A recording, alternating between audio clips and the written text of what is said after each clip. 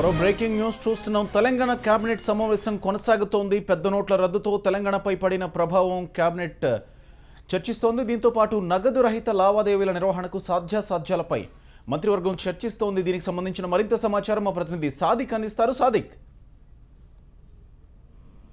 Gopi, Telangana cabinet సమావేశం 3 గంటల నుండి ఇంకా కొనసాగుతుంది. ప్రధానంగా ఏకైక ఎజెండా పెద్ద నోట్ల రద్దు వల్ల రాష్ట్ర ఆదాయంపై ఎటువంటి ప్రభావం చూపుతుంది, ఈ ప్రభావం నుండి బయటపడేందుకు ఏం చేయాలి, రాష్ట్రంలో నూతనంగా ఒక విప్లవాత్మక మార్పు తీసేందుకు ప్రభుత్వం చర్యలు చేపట్టింది. అది క్యాష్లెస్ సంబంధించిన పేమెంట్, ఈ సంబంధించిన పేమెంట్ ద్వారా ఏ విధంగా తీసుకురావాలి, వ్యవసాయ రంగంలో కానీ మిగతా సంబంధించిన దాంట్లో అంటే వ్యవసాయ రంగము అనుబంధ సంబంధించిన దాంతో పాటుగా అనార్గస్ సెక్టర్ లో కూడా ఈ పేమెంట్స్ విధానాన్ని ఏ విధంగా తీసుకురావాలి, అందుకోసం ఎటువంటి చర్యలు తీసుకోవాలంటే కూడా ప్రధానంగా ఏకైక ఎజెండాగా కేబినెట్ సమావేశం కొనసాగుతుంది. ఎందుకంటే నోట్ల రద్దు తర్వాత కేంద్ర ప్రభుత్వంపై చాలా మంది సామాన్యులందరూ కూడా అసహనం వ్యక్తం చేయడంతో అయితే అటువంటి ఆ కోపాన్ని తెలంగాణ ప్రభుత్వంపై పడకుండా ఏ విధంగా మధ్య మార్గంగా చేసుకోవాలి అంటే ఒక సిస్టమ్ ని బిల్డప్ చేసుకోవాలి, తెలంగాణ ప్రభుత్వానికి చెల్లించేటువంటి బిల్లులు ఏ విధంగా తీసుకురావాలి, అదే అందుకోసం క్యాష్లెస్ పేమెంట్స్ ఏ విధంగా తీసుకురావాలి, అందుకోసం పైలట్ ప్రాజెక్ట్ గా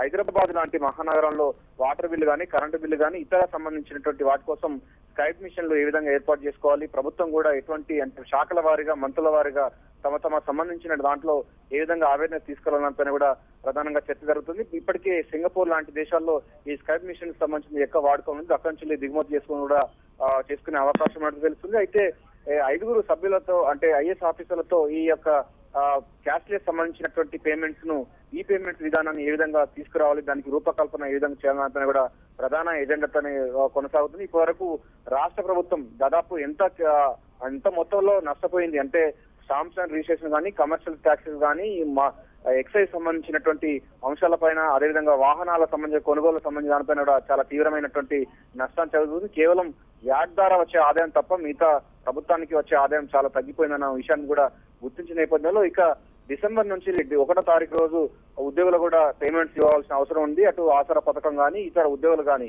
దాన్ని ఏ విధంగా ఇవ్వాలనిపైన కూడా ప్రధానంగా చర్చ జరుగుతుంది. అధికారులందరూ కూడా ఉన్నారు, మంత్రులందరూ కూడా ఈ క్యాష్లెస్ పేమెంట్ ని ఏ విధంగా తీసుకురావాలి, కేంద్ర ప్రభుత్వం పైన ఉన్నటువంటి